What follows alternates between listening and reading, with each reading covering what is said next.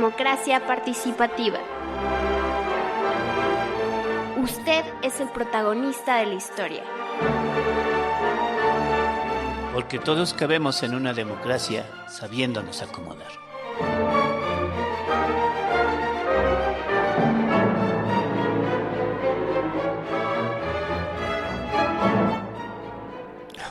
Hola, pues que tengan ustedes una exquisita semana en lo que toca de este martes en 8.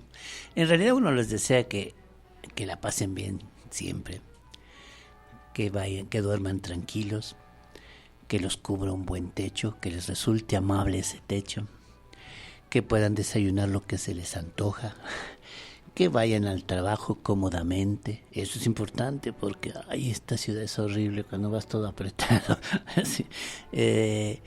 Que en el trabajo te respeten, tengas un salario justo y suficiente.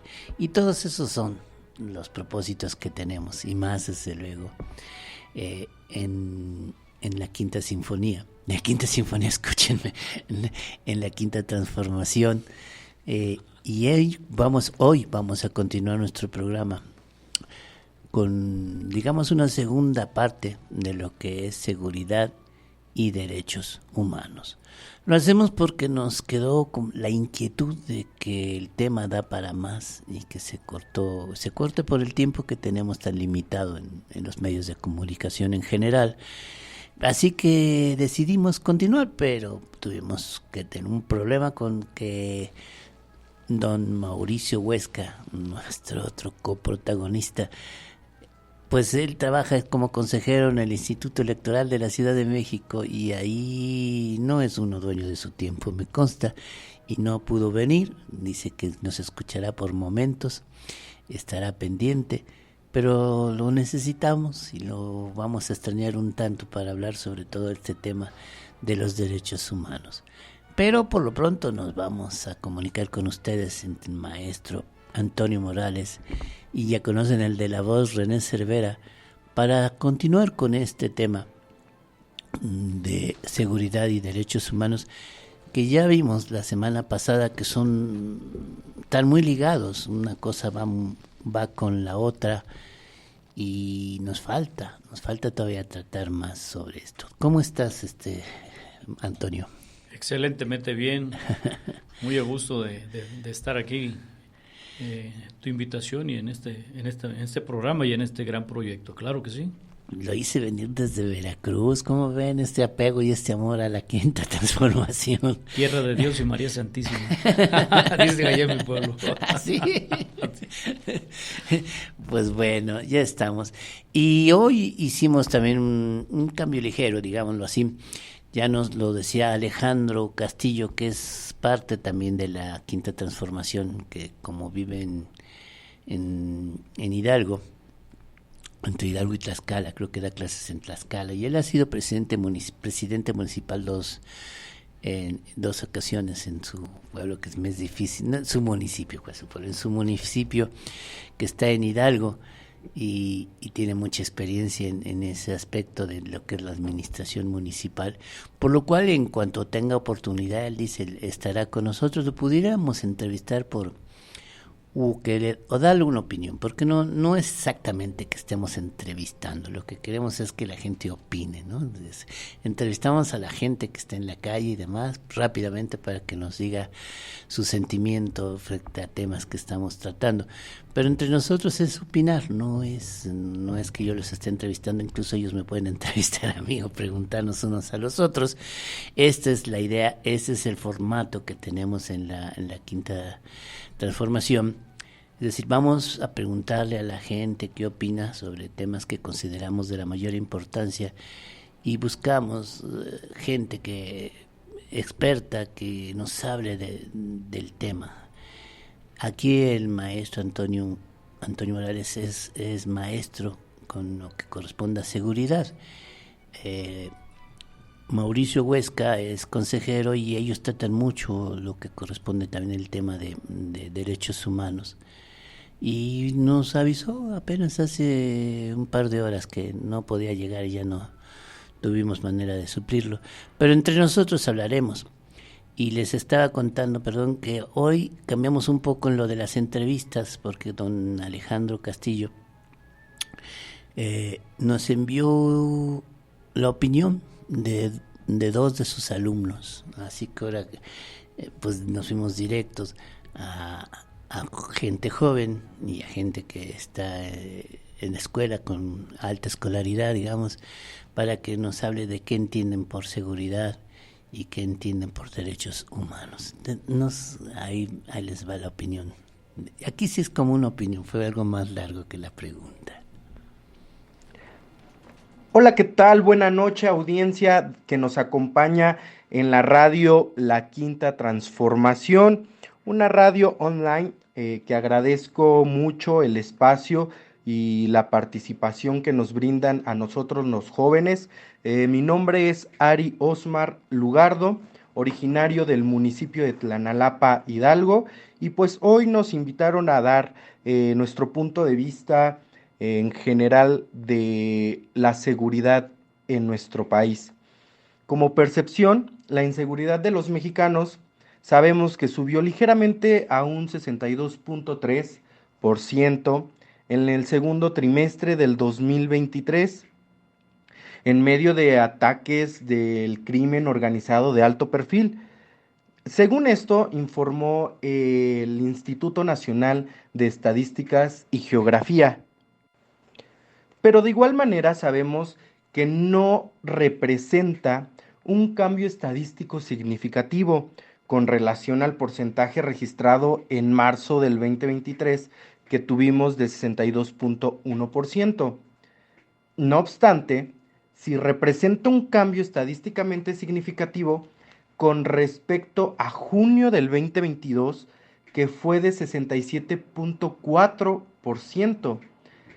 Esto sí marca una brecha a donde la inseguridad en México es muy marcado, y más en el género de mujer, ya que ellas encabezaron un 68.6% y los hombres un 54.8%. Pues hoy el trabajo no es solamente del gobierno, sino de todos. Tendremos que cuidar y poder bajar esos porcentajes que nos afectan como país y como sociedad. Pues bueno, muchísimas gracias, les mando un saludo y espero podernos entrevistar formalmente y sea de más espacios como estos a los jóvenes. Un saludo y que pasen una buena noche. Hasta luego. Pues ya le dimos un espacio. No es por ser joven, aunque siempre hay que considerarlos, ¿no? Siempre hay que considerar todos los sectores, es lo que estamos intentando. Que la opinión llegue desde distintas visiones. Las visiones tienen mucho que ver también con la escolaridad, con la clase social y demás, que se deben de tomar en cuenta. Y aquí acabamos de escuchar pues a un buen alumno que nos habla de estadísticas, que a ver, ¿cómo son esas estadísticas de las que está hablando este muchacho, de esos puntos? ¿Cómo es, maestro Antonio? Interesante. Sí. Interesante. Quisiera iniciar nuestro trabajo el día de hoy aplaudiendo. Tenemos que ir a las universidades, definitivamente. Tenemos que escuchar a los jóvenes porque ellos son el futuro y un futuro muy cercano, que merece atención, y creo que nuestro trabajo, nuestro proyecto abarca precisamente esa parte, esa masa de la población que es oportuno llegar allí. Así es que aplaudo yo que Alejandro nos haya ayudado con este trabajo. Sí.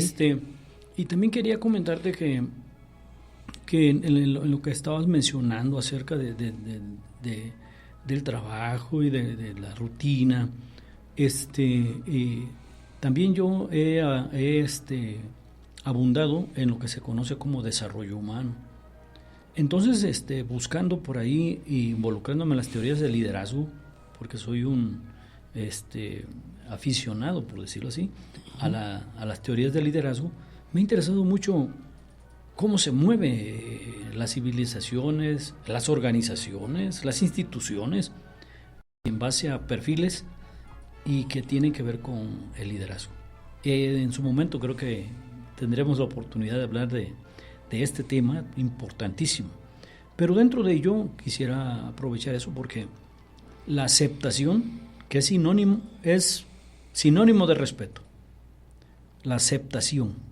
Si nosotros no aceptamos, por ejemplo, en determinado momento que hay tráfico, que hay calor o que hay frío,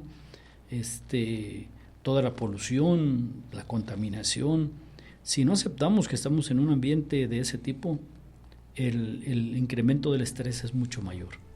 Y entonces, pues viene una serie de alteraciones en todos los aspectos de la vida, que va a terminar en una cuestión fisiológica de cada uno de nosotros, alteraciones emocionales y que también van a traer problemas de salud. Así es que yo diría que tendríamos que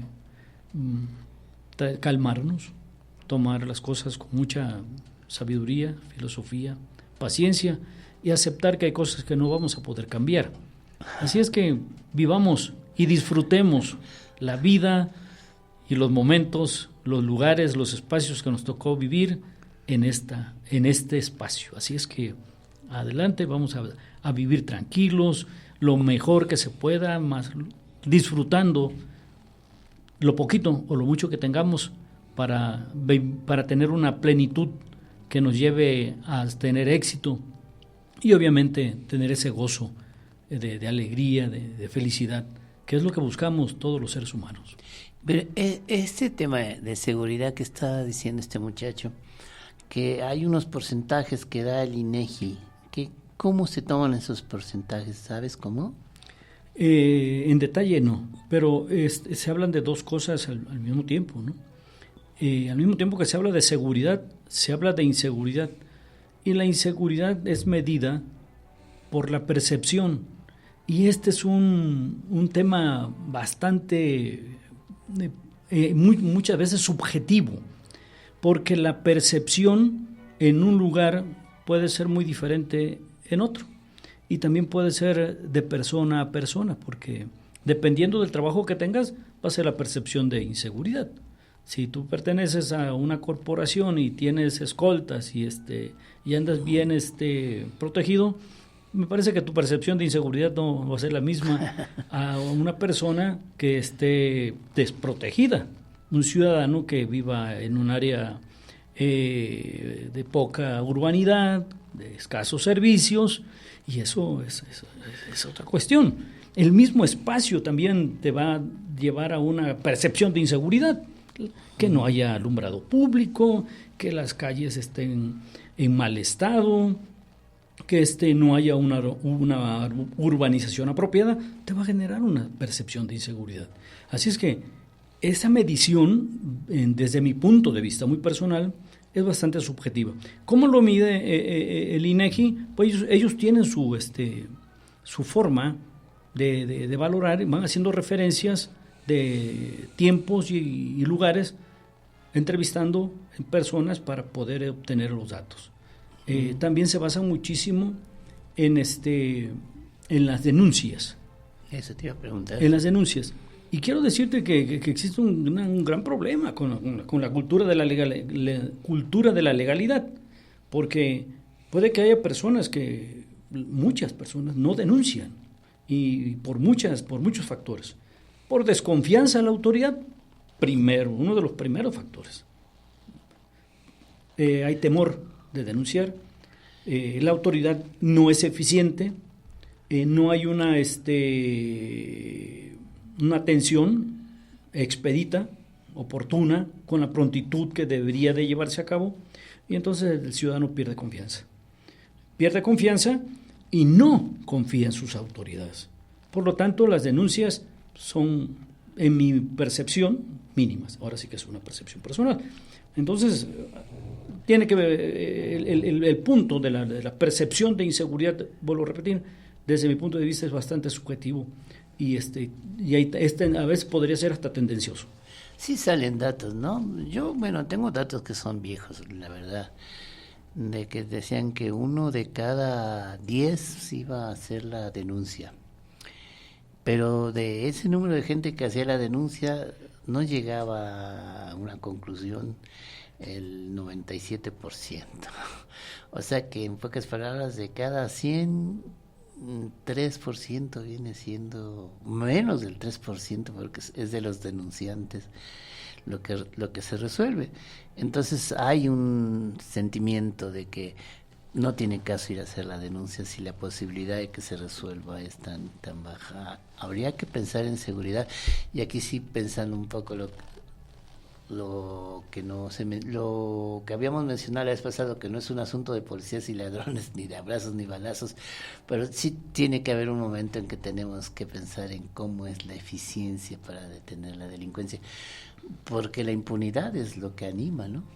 Sí, desafortunadamente nuestro país sigue viviendo ese ambiente de incertidumbre, de confusión, en donde la ineficacia de quienes están a cargo de la seguridad, en este caso hablamos de seguridad pública, que es el tema álgido, es el tema que yo diría de urgencia, es el tema prioritario, ¿no? En todas las agendas de los gobiernos, ya sea municipal, estatal o federal, la seguridad ocupa la agenda, es la que marca prácticamente la agenda política, y eso pues ha sido manejado allí con ciertas formas, yo diría que con falta de metodología, si es que me permiten criticar todo lo que se hace al respecto, con el solo fin de únicamente de levantar la importancia que reviste el tema de la seguridad. Sí, fíjate, que además nos podemos ir equivocadamente también hablamos de inseguridades, de bueno, cuántos robos, cuántos asesinatos, y entonces nos vamos por ahí, que ya está bien, pero olvidamos a la hora de jerarquizar que los robos, los asesinatos y toda la delincuencia tiene un fondo, ¿no? Y si no atacamos el fondo, pues aunque tengamos mucha eficiencia, que no la tenemos, pero aunque hubiera mucha eficiencia para atrapar, no dejaría de haber delincuencia, ¿no? A mí me tocó la experiencia de niños de la calle, hicimos la ley sobre los derechos de la infancia. Y cuando la gente preguntaba cuáles son de los principales problemas, ya ponían el de los niños de la calle como cuarto, quinto lugar de mayor problema. Y dices, pues bueno, es que los niños de la calle son un problema de algo que una vez conversando precisamente contigo me dijiste, ¿no? Cuando un niño nace sin padre, se está prestando a un futuro delincuencial, ¿no? Cuando abandonan la escuela o el barrio mismo, no sé si, mira, para que un niño se anime a estar en la calle necesita romper con 3 entidades: su familia, la escuela y algo que es importante, los amigos del barrio, que te sales, que son los que te apoyan, con los que te identificas, y luego no quieres dejar, por no dejar a los amigos, como quien dice. Todo esto debería ser parte de un proyecto de seguridad. Sí, no permitir la impunidad. Yo diría que hay que entender cuándo hay que dar abrazos y cuándo hay que dar balazos, que no es lo uno contra lo otro, para hacer estas políticas. Pero aquí sí te estoy entrevistando porque yo no sé mucho de seguridad pública. Okay. Con gusto. Sí, mira, tiene muchas aristas la cuestión de la inseguridad. Pero antes de hablar de inseguridad, yo soy un convencido de que tenemos que hablar de la seguridad. Fíjate, se habla de la percepción de inseguridad, pero ¿por qué no se habla de la percepción de seguridad? O sea, por ejemplo, yo estuve en un área de seguridad pública con una población de cerca de 800,000 habitantes y estimábamos más o menos una cantidad aproximada de 35,000 comercios, locales comerciales. Oh, ¿Sí? Buena cantidad. Circulando una cantidad aproximada de 8,000 taxis y más o menos unos 5,000 camiones de transporte urbano, ¿no? Entonces, tienes una gran actividad y de repente tenemos 5 robos a taxis, tenemos 3 robos a casa habitación, 10 robos a transeúntes, pero si tú lo llevas a la masa y sacas la proporción, te vas a dar cuenta que hay más seguridad que inseguridad. Pero la percepción, que es lo que se califica, genera toda una descalificación del resto del trabajo. Ya te entendí, sí. Y entonces, en vez de hablar de seguridad, pues mejor hablamos de inseguridad. Y claro que vamos a encontrar datos, aunque sea uno, que nos va a tirar el resto del trabajo. Y creo yo que no me parece ni siquiera, no es proporcional. Y si hablamos de justicia, pues yo creo que algo no estamos haciendo bien. Y te lo quisiera llevar a derechos humanos porque también tiene que ver con eso. Se habla muchísimo de las violaciones a los derechos humanos, pero también cuánta vigilancia hay al respecto. Y yo quisiera abordar ese tema porque tiene mucho que ver con la seguridad, definitivamente. Mira, con los estudiantes, aprovechando el comentario del joven que hace su opinión con respecto a la seguridad, he estado conviviendo en las universidades con problemas de seguridad, pero ¿cómo colaborar con la seguridad de los jóvenes y del resto de la ciudadanía también? Porque no es exclusivo de los jóvenes.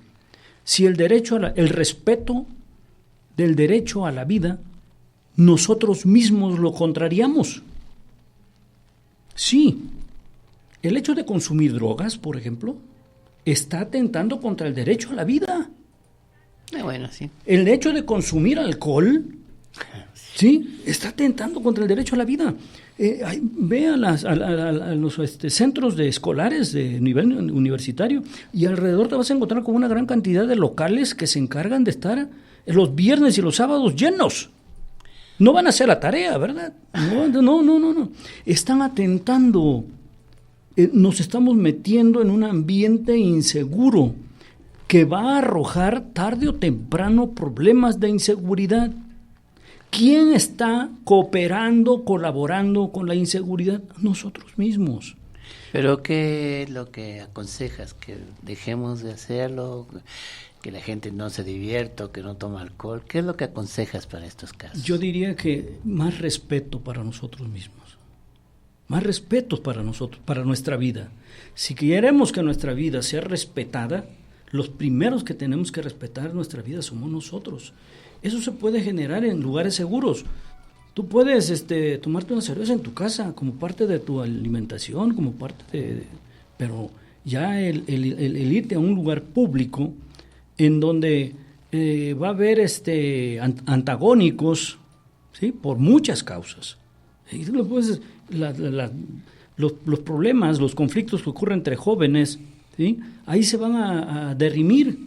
Ya cuando están alcoholizados empiezan a sacar sus cosas allí y tenemos problemas ya, y eso atenta contra la vida. ¿Pero no le corresponde al Estado protegerte así cuando fueras en los lugares públicos? Es una obligación, ¿no? Claro, pero ¿cuántos lugares públicos tenemos? No rebasan. No rebasa. O sea, se hace difícil. Creo yo que no es para que estemos responsabilizando a cada quien, a cada parte, de lo que tiene, de lo que debe o no debe de hacer. Yo digo, si se quiere el respeto a la vida, tenemos nosotros que ser conscientes que los primeros que tenemos que respetar nuestra vida somos nosotros mismos.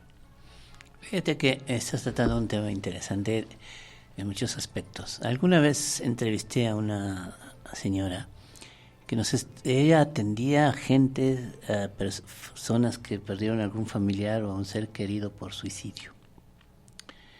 Entonces ya nos empezó a hablar de cuáles eran los motivos. No sé qué tanto haya cambiado esto, pero el país que tenía fama de tener mayor número de suicidios estaban entre Suecia y Japón, con dos vertientes muy distintas. En Japón eran de jóvenes y en Suecia de viejos. Pero los dos tenían como motivo el futuro. Para los viejos suecos, sienten que ya no hay futuro y lo que no quieren es alargar su agonía. Ese era el motivo principal.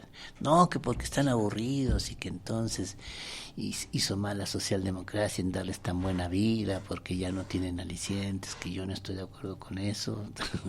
Es porque llega un momento de tu vida en que sientes que el resto no sé que tenga sentido, ¿no? Y el de los japoneses era precisamente un tanto lo contrario, un sentido muy fuerte del honor y de esas cosas y del futuro, en donde si no te contratan en la mejor fábrica ya no tienes futuro, tu futuro ya es deshonorable, ¿no? Eran esos motivos. Pero platicando después esta situación con un vecino que tuve sueco, me decía algo que va ligado a lo que has comentado, ¿no? En realidad las sociedades se van suicidando poco a poco. No tienes que tirarte al metro, ni darte un balazo, ni cosas de esas terribles, para que todos los días estés restándote vida, ¿no? Entonces, dice uno, pues sí, hay que alimentarse, disfrutar las cosas y demás. Pero yo veo que el tiempo nos está atrapando y no quiero perderme de hablar de un tema que hoy quería tratar, que es el de lo que está sucediendo en El Salvador. No sé si los que nos escuchen están enterados, seguramente que sí, lo muy criticado que está el presidente de El Salvador, se me fue ahorita su nombre, Bukele, por la forma tan drástica en la que está encarcelando a pandilleros principalmente. Él dice que en El Salvador había en promedio 20 asesinatos diarios. Para ser un país creo que de 4 millones es muchísimo. Y que los ha evitado. Él dice que el año pasado creo que tuvieron 2 nada más y creo que fueron pasionales, ¿no? Y se ha echado encima a medio mundo diciendo que está violentando los derechos humanos. Entonces, lo que yo quería aquí comentar, y lamento que no estuviera nuestro amigo, es esa, como si hubiera un pleito entre la seguridad, el tener certidumbre y tener derechos humanos, ¿no? Sí. Y se le fueron encima, de verdad. Creo que ya hasta hay una queja internacional de que lo quieren encarcelar por violar los derechos humanos. ¿Tú qué opinas? ¿Qué se hace en estos dilemas? Sí, dice, a grandes males, grandes remedios, ¿no? Sí, creo yo que fue una decisión. Él lo basa en una decisión democrática. ¿Por qué? Porque él establece que son más la cantidad de ciudadanos que hacen el bien o que actúan de buena fe son mayoritarios con respecto a los que actúan de mala fe. Es decir, que él tiene un pueblo, él considera al pueblo, a su pueblo El Salvador, como un pueblo que la mayoría de la gente trabaja, que la mayoría de la gente es buena, que la mayoría de la gente, bueno, pues al menos tiende a tener una conducta dentro del marco jurídico, dentro del Estado de Derecho. Uh-huh. Y que hay una minoría que es la que está realizando pues, una actividad grandísima de delincuencia organizada que atenta contra esa mayoría. Uh-huh. Bajo ese argumento democrático, sí, así lo establece. No, mi sonrisa fue por los que dicen, no, pues es que la democracia son las minorías, ¿no?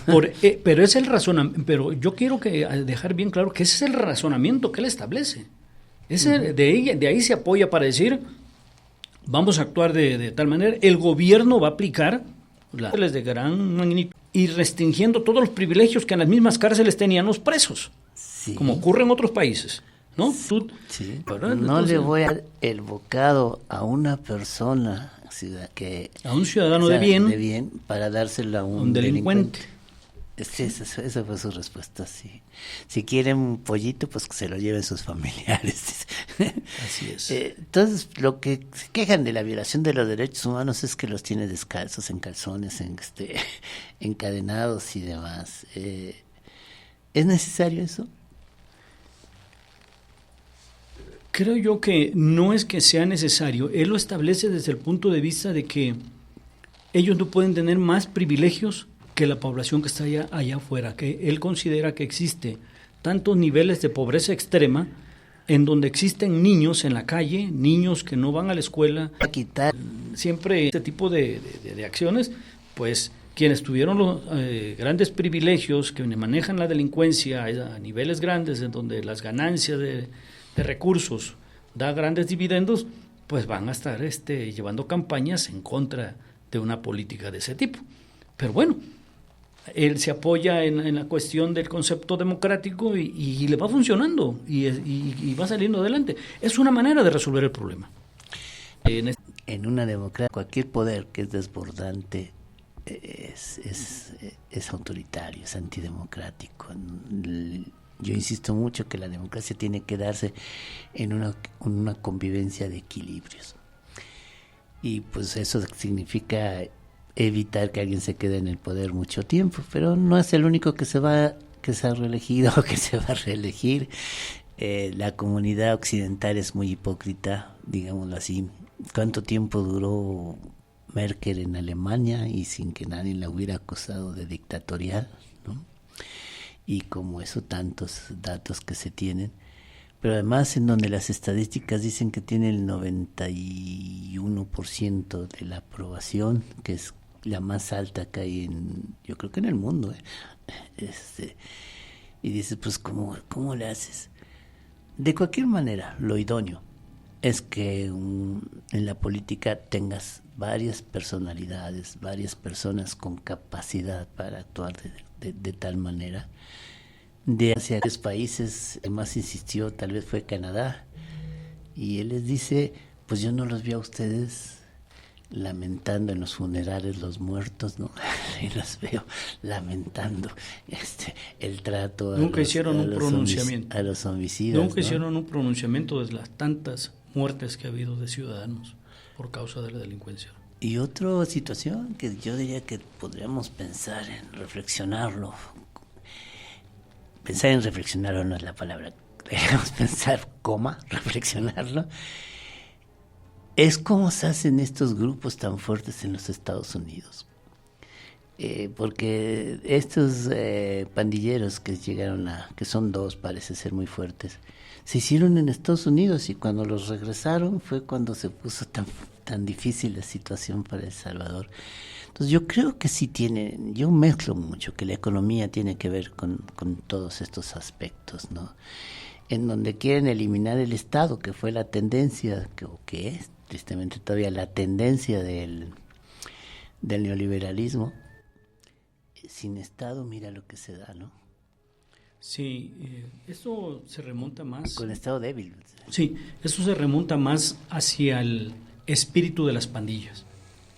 La Mara Salvatrucha, que es una pandilla que tiene su origen en Los Ángeles, que es allí donde se concentra una gran cantidad de ciudadanos de ese país, y ellos empiezan a organizarse y a regresar a su país con cierta capacidad económica y a no tener una preparación intelectual que les ayudara a entender la problemática, bueno, los lleva a tomar ese tipo de decisiones.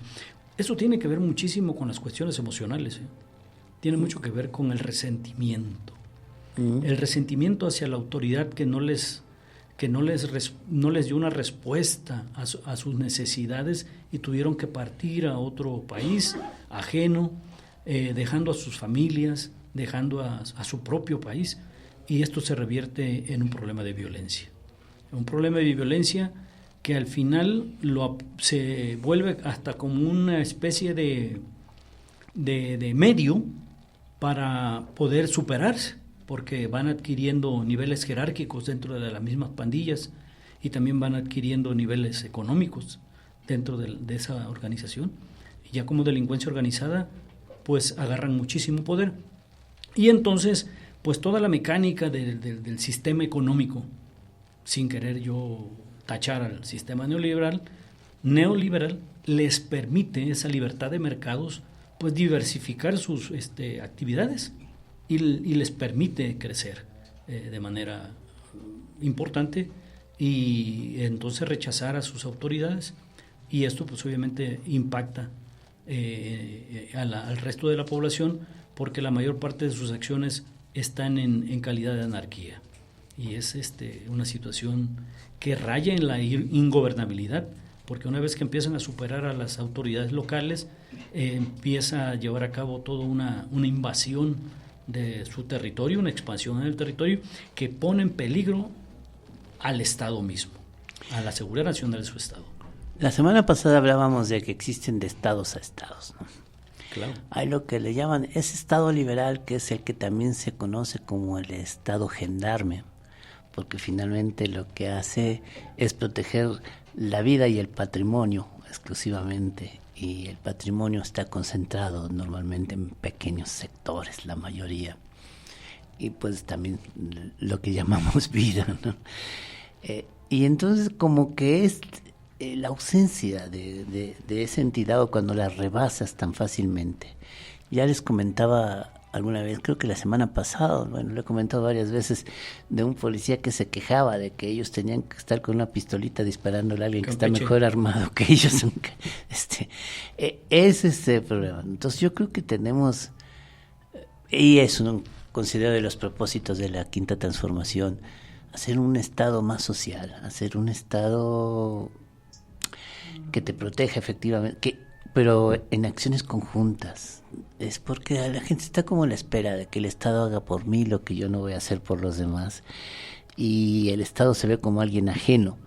Yo quisiera que la gente entendiera que el Estado somos nosotros. Claro. Incluso es muy común que alguien te diga la sociedad y la iniciativa privada. Pues la iniciativa privada es parte de la sociedad.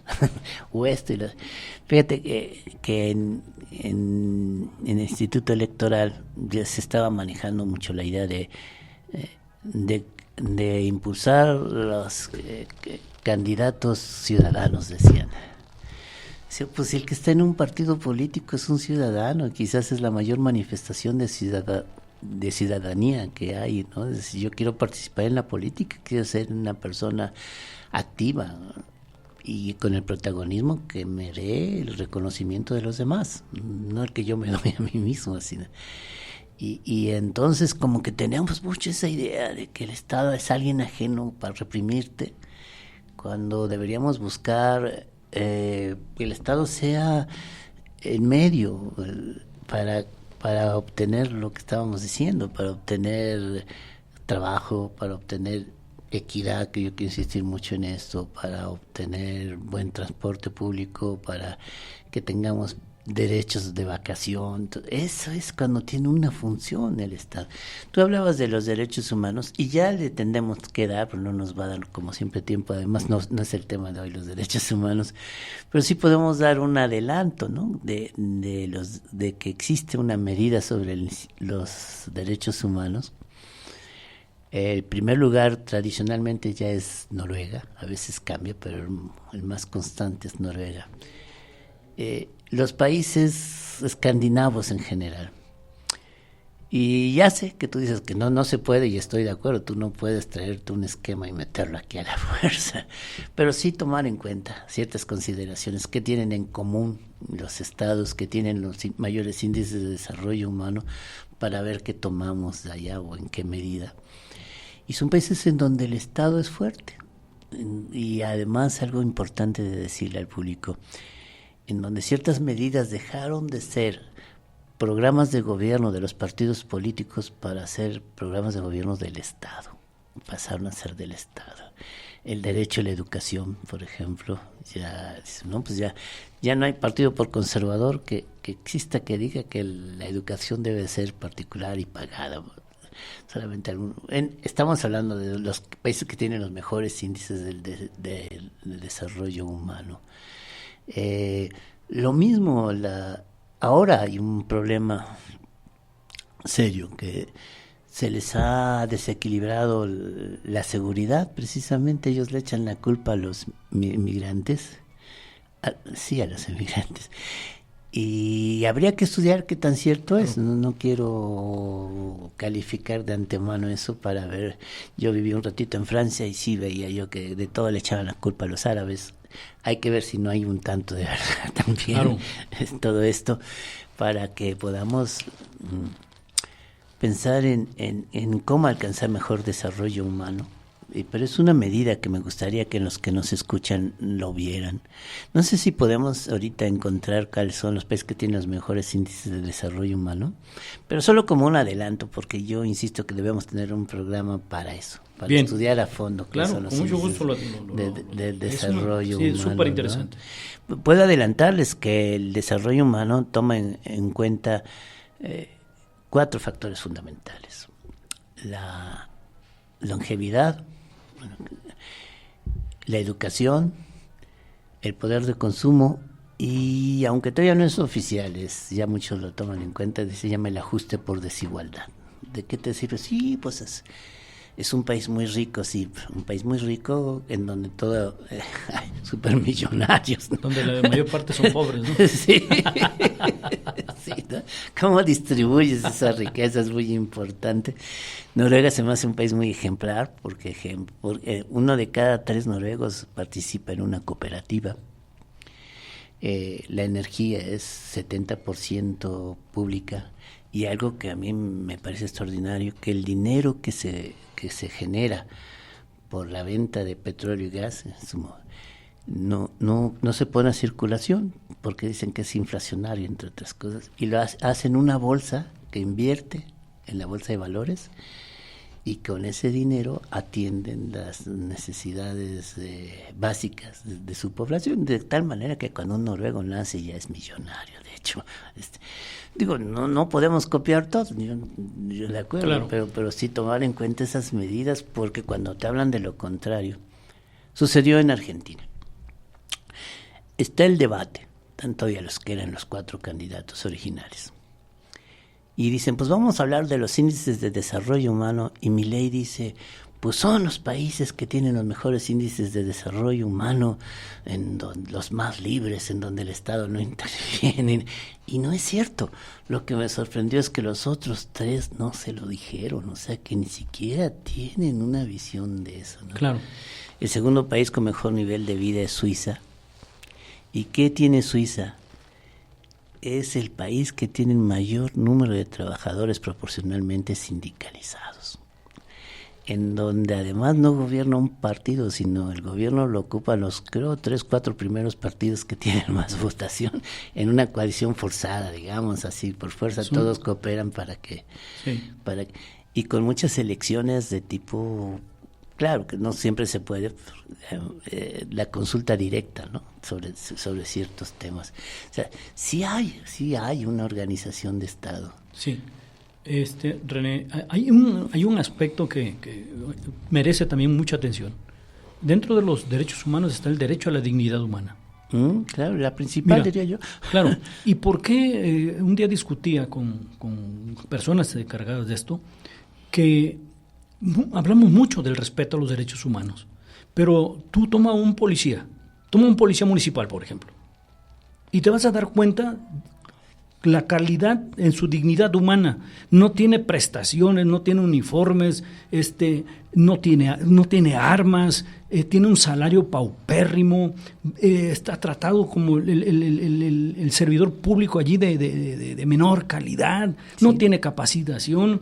Entonces, ¿cómo es posible que quieras que haya respeto a los derechos humanos por parte de un servidor público, policía municipal, si él mismo es vulnerado o violentado en su seguridad, en su derecho humano, que es la dignidad?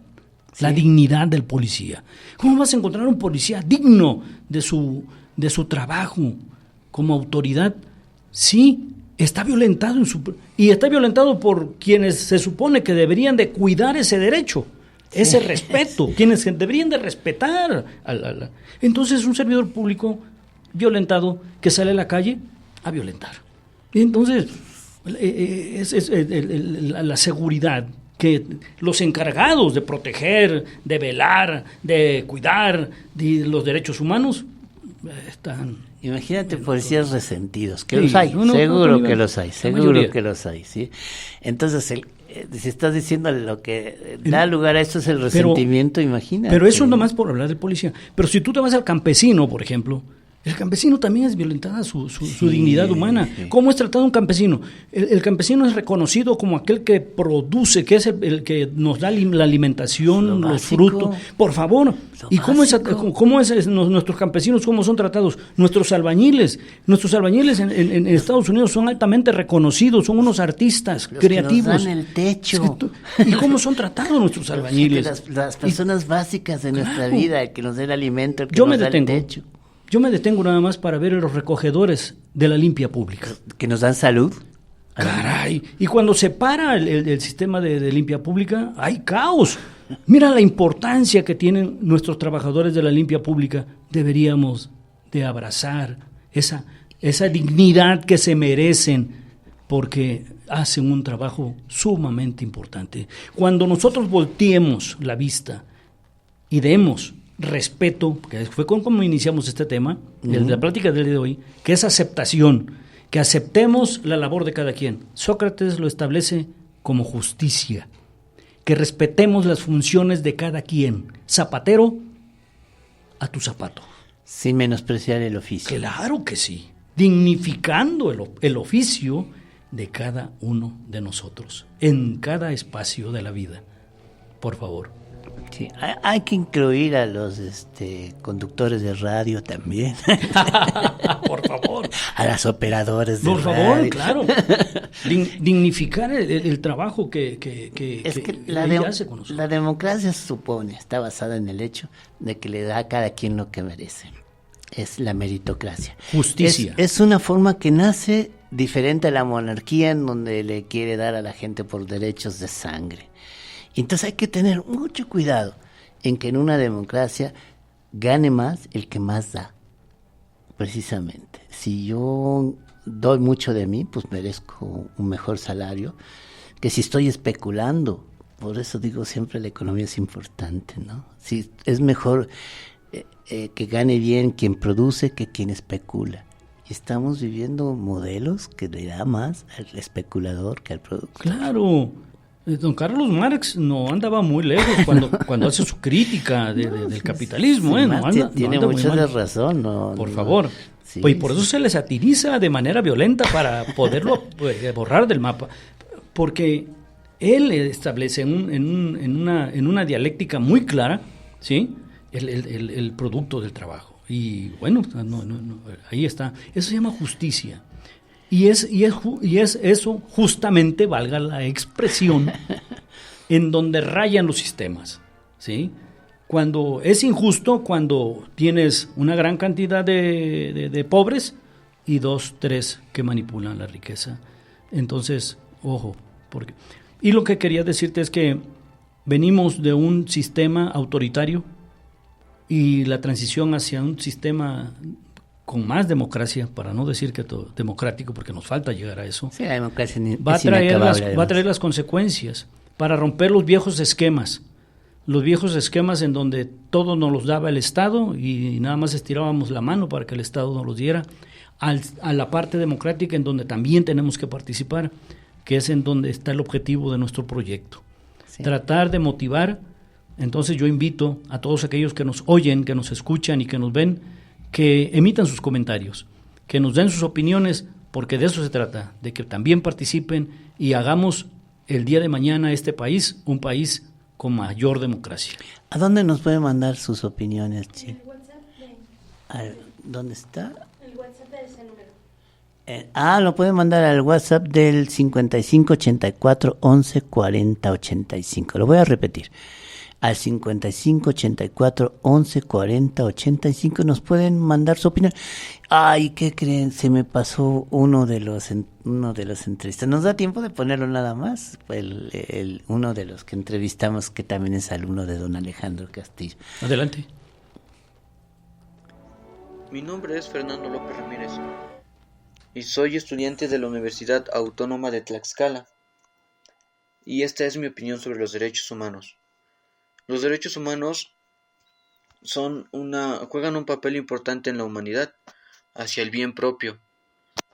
Pero desafortunadamente hay personas que no conocen o no gozan de ellos, ya que por falta de su conocimiento. Mi opinión es darlos a conocer más, que sea más sonado esos derechos, ya que en base de eso hay muchos trabajadores que no gozan de ellos por no conocerlos. He visto o he escuchado entrevistas sobre personas que trabajan en diferentes lados, en empresas, en diferentes zonas, de las cuales las explotan de más, y si uno les pregunta cuáles son sus derechos, no los conocen por el mismo abuso o beneficio del propio.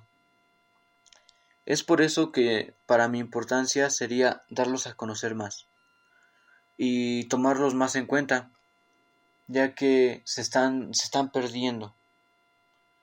Se está perdiendo el respeto hacia ellos, hacia esos derechos.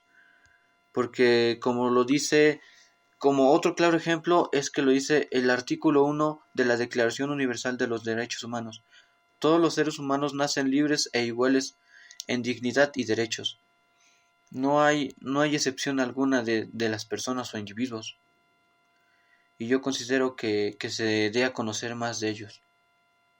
Y esta es mi pequeña opinión. Y de tal manera mando un saludo a la radio escucha de la Quinta T. Saludos. Pues muchas gracias, pues ahora sí, no hay más que decir adiós y agradecer a Cheli, que es la que está aquí con esa sonrisa bonita que suele tener, y a todos los que colaboran para la Quinta Transformación. Muchas gracias. Excelente noche.